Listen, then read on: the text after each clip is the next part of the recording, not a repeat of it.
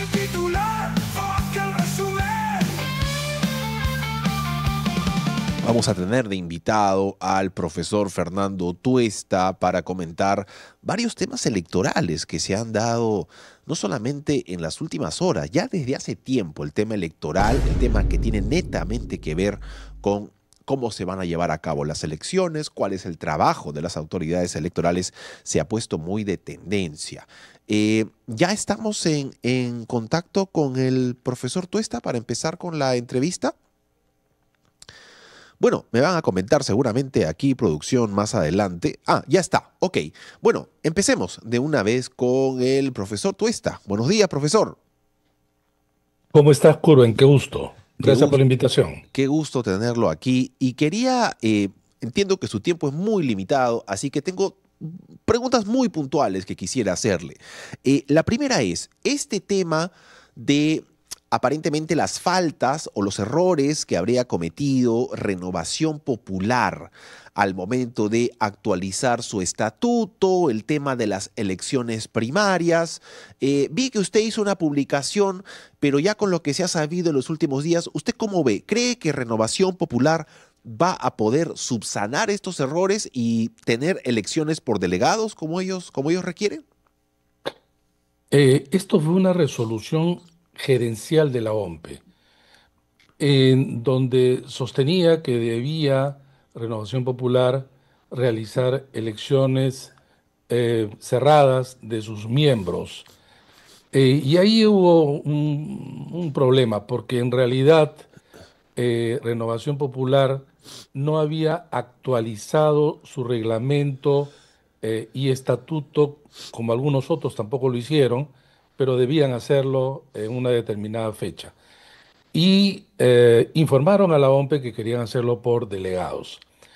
Lo que ocurre es que el eh, imponer o señalar que Renovación Popular debía hacerlo por esta modalidad que he señalado, en realidad no debía prosperar porque esta ya se ha eliminado, ya no existen las PASO. En otras palabras, los partidos lo que hicieron es colocar las PASO como la modalidad porque esa era la ley. La ley se modifica.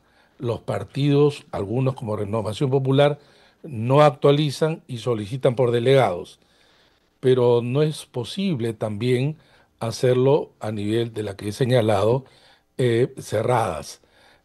Yo creo, estimo que Renovación Popular lo que va a hacer es apelar y creo que OMPE le va a dar la luz verde. Por lo demás, creo que OMPE no debió decir que si acepta o no tal modalidad, porque en realidad no le compete evaluar e indicar. Lo que sí puede suceder, Curven, es que el día que se produzca las primarias, ya mal llamadas a estas alturas primarias, el último domingo de noviembre, podrían impugnar algunos esta elección de Renovación Popular, señalando esto lo que ha sido parte del conflicto, y en cuyo caso quien va a tener que resolver es el Jurado Nacional de Elecciones. Eh, Eso por un lado, ¿no? Creo que, como te repito, ahí ha habido un problema que entiendo no es ya de subsanación, porque en realidad el plazo de actualización ya pasó, Ujú. pero repito, esa actualización no podía llevar, o no actualización no podía llevar a decirles que no pueden hacerlo por delegados.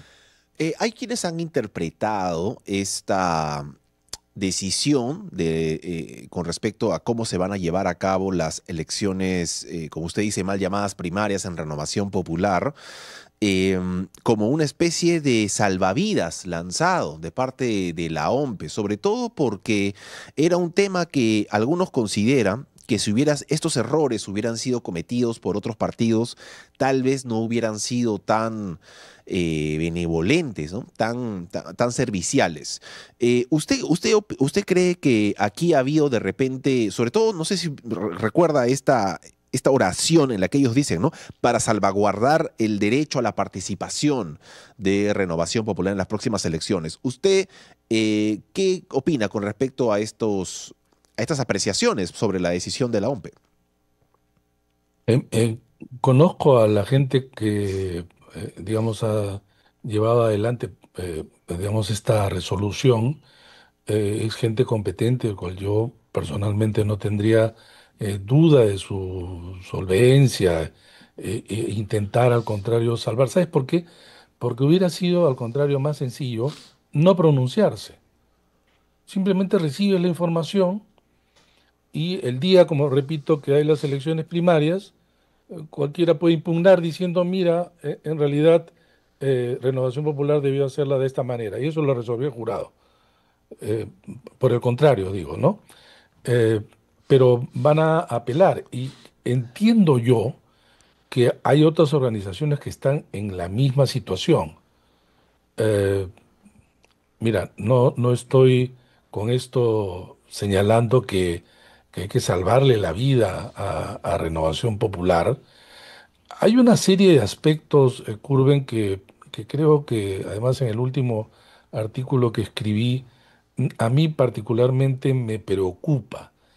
Y esto ya tiene un cierto tiempo, y esa preocupación radica en lo siguiente: tratar de excluir, dejar de lado, inhabilitar, etcétera, candidatos y partidos, solo se debe hacer de manera excepcional porque contraviene un derecho fundamental del cual hay que resguardar mucho, que es el derecho de participación política, ¿no? Entonces, han habido casos en donde desde el 2016, y lo puse en el artículo, de la separación de Julio Guzmán, el mismo César Acuña, etcétera, que hay una propensión hacia, repito, estas medidas que se utilizan en otros lados solo en casos extremos, ¿no? Que creo que en esto tampoco es el caso, ¿no? Aquí también yo tengo una apreciación, porque siempre vemos, pues, antes de pasar al otro tema que también quisiera hablar sobre la decisión, eh, este pronunciamiento por el comunicado que saca la PCM con respecto a el tema de Fuerza Popular. Eh, Sí.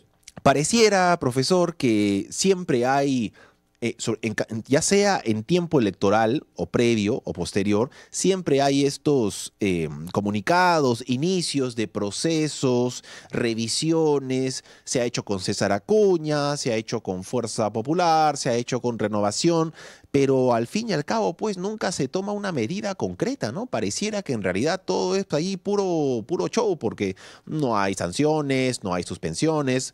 No sé si usted recordará el tema que pasó con Alianza para el Progreso también, ese tema supuestamente que vulneró la neutralidad electoral y tampoco se tomó una medida. Le digo que esa es una percepción, pero sospecho que en realidad sí hay un proceso y sí hay una serie de medidas que se llevan a cabo. Usted como experto, ¿cómo lo explicaría? Mira, yo estoy de acuerdo contigo y creo que cualquiera, más allá de las simpatías o no a determinados partidos, lo que estamos observando son dos cosas: violación de la neutralidad electoral en muchas autoridades y dos, adelanto de la propaganda electoral. Esto desde el año pasado. Entonces, ¿quiénes deben encargarse de eso? ¿Qué autoridad electoral tiene la función de hacer cumplir la ley electoral? Son, para empezar, en términos institucionales, los jurados electorales especiales.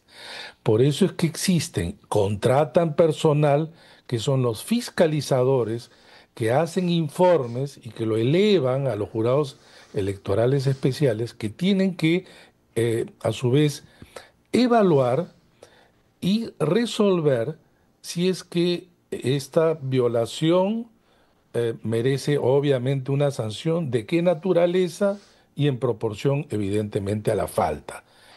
Pero lo que estamos viendo, y creo que esto molesta ya, es que, como tú bien dices, no se ven los efectos, ¿no? no se ven los efectos. Mira, no voy a poner nombre, pero tú creo que lo has dicho en tus programas y también en otros, cómo aparecen propaganda de, sobre todo, autoridades en ejercicio o utilizando su cargo en actividades que tienen que ver efectivamente con el encargo que tienen para hacer propaganda electoral y quebrando la neutralidad, Ujú. ¿no? Ha dicho el caso de Alianza para el Progreso, podemos hablar más cercanamente el mismo Renovación Popular, Ujú. y el último, pues el caso de la PCM, que debo decir con claridad que de lo que yo recuerdo y veo elecciones hace décadas, no he visto un caso igual de intromisión en un proceso electoral, de una quiebra tan flagrante de parte de un gobierno, incluso en los casos en donde el gobierno tenía candidatos, que ahora no es el caso porque sabemos que el gobierno pues no tiene partidos, no tiene candidatos y sin embargo lo ha hecho con una prontitud y con una intromisión fuera de lugar, fuera de lugar. Y allí se tiene que pronunciar y también pronto porque si no esto va pasando, ¿no? Y nos vamos olvidando y no merece, aunque sea una llamada de atención, aunque sea una llamada de atención, ¿no? Se lo digo sobre todo porque, claro, las personas que estamos al tanto del trabajo de las autoridades electorales sabemos de su importancia, pero sí, pues actualmente, por ejemplo, tomemos como caso lo que está pasando con Renovación Popular. Tenemos un alcalde que a todas luces viaja no solamente a regiones, viaja a otros países, está haciendo campaña abierta. Hay carteles con su nombre que dicen, ¿no? El Rafael López Aliaga, presidente 2026, pero a pesar de lo evidente que resulta, no se toma ninguna medida. Por ejemplo, con el tema de los carteles, que fueron como 40 y pico, no recuerdo el número exacto, la decisión, el fallo, por así decirlo, de la autoridad electoral fue, bueno, exhortamos, ¿no? Instamos a que no se vuelva a hacer. En ese caso, pues alguien puede decir, si esas van a ser las medidas tomadas por las autoridades electorales, en verdad, pues pareciera que están de adorno, ¿no? Porque un jalón de orejas, decirle, oye, por favor, no hagas eso, parece no servir de mucho. No, para empezar, y tienes mucha razón, de la misma manera que en el caso de Renovación Popular, creo que el partido tiene el derecho de elegir la modalidad para el que van a desarrollar sus elecciones internas. Hay que decir también con claridad lo siguiente, en el caso que tú das de ejemplo de Renovación Popular. No es necesario irse muy lejos para encontrar carteles, fotos, propaganda de adelanto de elecciones, de Ujú. adelanto perdón, del periodo de campaña electoral, porque ni siquiera hay candidatos, pero además el uso constante, permanente, en las actividades del municipio de parte del alcalde de Lima para hacer campaña él, los suyos y haciendo, repito, uso de los recursos públicos, porque en el momento que tú haces un evento, ahí hay una inversión de dinero, ¿no es cierto? Sí. Y entonces, evidentemente, esto es gradual, y tú le puedes decir, llamamos la atención, no lo vuelva a hacer. Pero si reitera, la falta, pues, amerita una sanción mayor. Pero además, tienes que obligar, por ejemplo, a retirar carteles. No es que te pido que por favor lo hagas, Ujú. ¿no? Claro. Tienes que aplicar la norma. Ahora, para que se entienda, Curven, los jurados electorales especiales, aunque no se crea, son autónomos. Y muchas veces, estamos hablando no de uno o dos, estamos hablando de decenas en todo el país. Esta composición de los jurados electorales especiales que resuelven pueden tener ante un mismo caso resoluciones distintas. como ocurre también en la justicia ordinaria, ¿no? Pero estas resoluciones pueden ser apelables y ahí sí todas pasan a ser resueltas por el Jurado Nacional de Elecciones. Pero entiendo tu pregunta que va en la preocupación que creo que observamos todos los ciudadanos. Vale decir que hay autoridades que están corriendo este proceso electoral con ventaja, porque no todos son autoridades. De los casi 10.500 candidatos que van a haber, pues es un puñado los que tienen cargo público y están haciendo mal uso del mismo y por lo tanto uso de los recursos públicos y contra ellos deben haber evidentemente las sanciones respectivas. Un par de preguntas antes de terminar, profesor. La primera es, así como usted menciona cómo algunas autoridades pues aprovechan el cargo y los recursos para tener cierta ventaja por sobre otros candidatos que todavía no sabemos exactamente quiénes van a ser. Lo mismo pareciera que está sucediendo en el Congreso. Hay parlamentarios que aprovechan la semana de representación para hacer campaña abierta. Es más, ellos han modificado su reglamento de tal manera para que esto pueda ya ser una norma. En ese caso, profesor, ¿qué pueden hacer las autoridades electorales? Es increíble porque el reglamento, tú sabes, tiene fuerza de ley, es el equivalente, pero el Congreso, ya no es la primera vez, ha hecho uso y abuso de sus prerrogativas y efectivamente ahora señalan ellos que no se les puede limitar y haciendo uso de los recursos públicos, porque por ejemplo ellos viajan, ¿no? Claro. Independientemente de qué circunscripción han sido elegidos, viajan a cualquier parte y entonces hacen propaganda y ahora no van a tener esa limitación. Es decir, les estamos nosotros financiando la La campaña. campaña. Les estamos financiando. Pero ¿cuántos son ellos? Son 130. Son 130. O sea, son 130 que tienen ventaja sobre los 10.500 que van a haber de candidatos. Como son esos pocos, no digo 25 gobernadores, ni 196 alcaldes provinciales y 1.694 alcaldes distritales, no serán todos, pero varios de ellos sí, y varios de ellos con el propósito de candidatear. Entonces lo que estamos viendo es una campaña desigual, es una campaña desigual, y te da ventaja, porque mientras yo estoy haciendo, colocando mi nombre, mi símbolo, mi color en la mente de la gente, el resto que no tiene recursos o tiene pocos recursos, no tiene la posibilidad de ser visibles como ellos, entonces van a la carrera, digamos, relegados. Y esto lo que lleva, repito, es un malestar porque pone, claro, en cuestión también muchas veces ante las decisiones mal tomadas o no decisiones de los organismos electorales y no pues empaña entonces un proceso que debiéramos redoblar los esfuerzos para que sea mejor que el anterior y no queriendo decir yo que el anterior estuvo plagado por esa narrativa falsa y que nos ha hecho mucho daño en relación a un supuesto fraude que no hubo. Tal cual. Y sobre todo también creo que uno de los puntos más graves es que desvirtúa por completo la finalidad de la semana de representación. Ahora se ha Total, convertido... totalmente. Mire, en general los políticos obviamente hacen campaña permanente, pero una campaña abierta para que voten por ellos. Y he escuchado a algún congresista decir que lo hacen porque como la gente los rechaza, entonces ellos van en desventaja. Entonces hay que pues equilibrar, balancear, lo cual pues ya es risible, por decirlo menos, ¿no?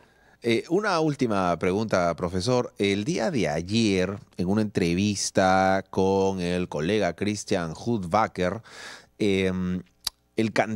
precandidato a la presidencia de Avanza País, Philip Butters, dijo que usted estaría pues colaborando apoyando a Renovación Popular justamente con estos problemas que tienen en sus trámites, básicamente que habría sido contratado por Renovación. Mira, me enteré en la noche y yo dije, es tan absurdo que me dio un poco de risa. Le he escrito a Cristian para empezar negando y a través de tu programa lo siguiente. Nunca he sido contratado, nunca, ni he trabajado para ningún partido político. Nunca. En mi vida, en los 45 años de vida profesional. No digo que esto es malo, hay muchos que sí lo hacen y está bien, pero en mi caso eso es una mentira. Le he escrito a Philip Butters y le dije que está equivocado, le han dado pues una mala información y que espero que rectifique. Y me ha dicho, así lo haré, espero que cumpla. La- Y repito, aprovecho tu programa para decir eso, y en particular en el caso de Renovación Popular, para empezar, el señor alcalde hace tiempo me ha bloqueado para empezar en X. Y además, esos temas que tienen que ver con los procesos que estamos hablando, son tratados básicamente por abogados, y para empezar yo no lo soy. Entonces, esta es una mentira, del cual espero que Philip se rectifique. Muy bien, muchísimas gracias, profesor Fernando Tuesta, por haber estado aquí. Hasta otra oportunidad. No, gracias a ti, Curry. Hasta otra oportunidad, pues. Gracias, hasta luego. Fuck el titular.